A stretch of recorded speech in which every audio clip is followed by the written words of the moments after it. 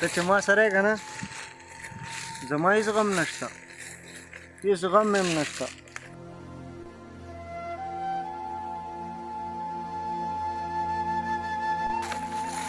او دادا ستا ته پته ده دا ټول خلک ستا مجنون ته لیونی وایي، وایي دا لیونی دی، لیلا ورسره شته نه ځان سره خبرې کوي. پته نه لګي دې خلکو ته زه لیونی ولې ښکارم، ته ما څه دا یې نه.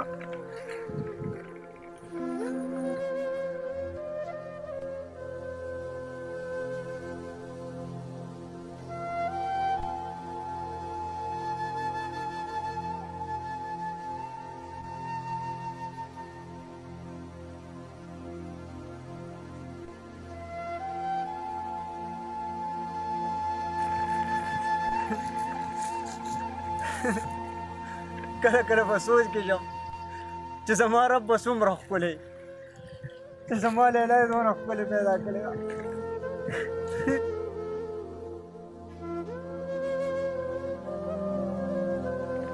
خبیث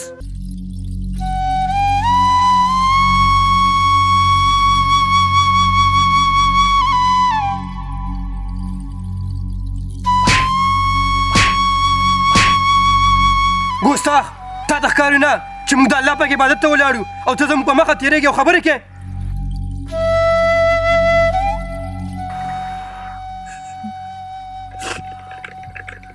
ته د الله په عبادت کې ولاړې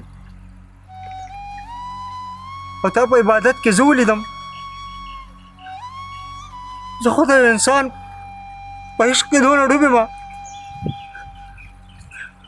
چې ما ته هېڅ هم په نظر نه راځي، هېڅ هم په نظر نه راځي.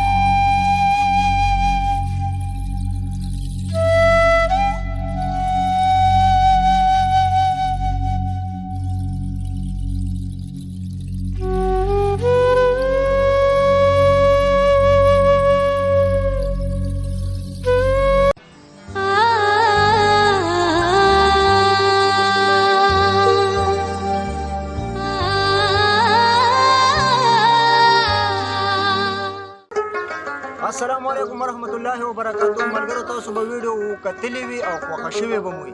د دې ویډیو نه صرف مطلب دا دی چې عبادت یو داسې څیز دی چې په هغې کې د الله تعالی سره نیغ په نیغه رابطه وي. نو د دې لپاره موږ دا ویډیو وکړله چې هر انسان چې عبادت کوي نو هغه په داسې طریقې سره وشي چې په هغې کې خشوع وضوع ډېر بالکل خیال وساتلی شي د هغې، ځکه چې دا د الله تعالی سره نیغ په نیغه رابطه ده. څنګه چې تاسو وکتل چې د لیلا او د مجنون څنګه نیغ په نیغه رابطه وه، لیلا موجود نه وه او مجنون چې کوم دی هغه ورسره په دې دنیا کې مطلب په رابطه و.